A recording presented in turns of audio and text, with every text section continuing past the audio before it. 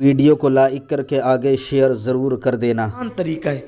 लोग ईद की नमाज को बहुत मुश्किल समझते हैं और सोचते हैं कि कैसे पढ़ें। आसान सी बात है, हमने 2 रकत नमाज पढ़नी है और उसकी नीयत इस तरह करनी है। नीयत की मैंने नमाज ईद-उल फित्र वाजिब अदा करने की, वास्ते अल्लाह के, मुँह मेरा काबा शरीफ की तरफ, पीछे इस इमाम के 6 तकबीरों के साथ।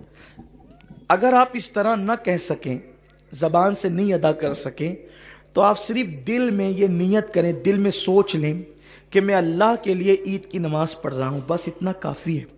इसलिए कि अल्फाज के उतार चढ़ाव के मोहताज बंदे हैं। अल्लाह रब्बुल इज़्ज़त तो दिल के जज्बात को भी जानता है। दिल में जज्बात बाद में पैदा होते हैं, वो अलीमुम बिज़ाति सुदूर पहले जानता है कि आपके दिल में जज्बात क्या पैदा होते हैं। और दिल में सिर्फ सोच लें कि हम अल्लाह तेरे लिए ईद की नमाज अदा कर रहे हैं और हमने उसकी नीयत की है।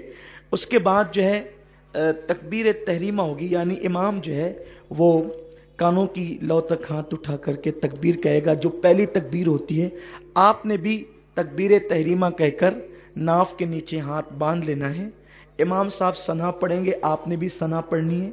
सना पढ़ने के बाद हमारे मामूल से हटकर 3 तकबीरें होगी।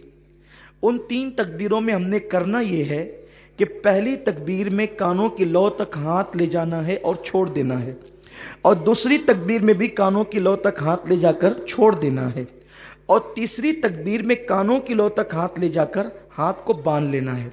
2 तकबीरों में हाथ छोड़ देना है और तीसरी तकबीर में हाथ को बांध लेना है।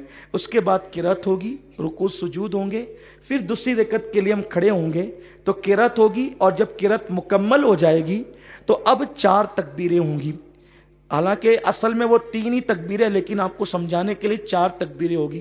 3 तकबीरों पर आपको कानों की लौ तक हाथ ले जाकर के छोड़ देना है, और चौथी जो तकबीर होगी वो हमारी रुकू की तकबीर है, इसलिए हमें उसमें कान की लौ तक हाथ नहीं ले जाना है, बल्कि अल्लाह अकबर कहते हुए सीधा रुकू में चले जाना है।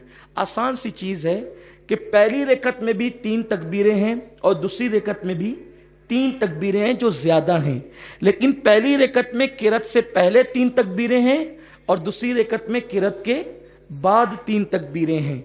और पहली रकत में 2 मरतबा हाथ उठा करके छोड़ देना है, तीसरी में बांध लेना है, और दूसरी रकत में तीनों तकबीरों पे हाथ छोड़ देना है, और जो चौथी तकबीर है वो रुकू की हमारे मामूल की तकबीर है, उसमें हमने रुकू में चला जाना है। फिर उसके बाद जैसे हम नमाज अदा करते हैं अपने मामूल के मुताबिक हम नमाज अदा करेंगे। नमाज अदा करने के बाद इंशाअल्लाह ताला फिर खुतबा होगा और खुतबे के बाद फिर दुआ होगी। अल्लाह ताला फजल फरमाए। वीडियो अगर अच्छा लगा हो तो लाइक करके आगे शेयर ज़रूर कर देना। अल्लाह हाफिज़।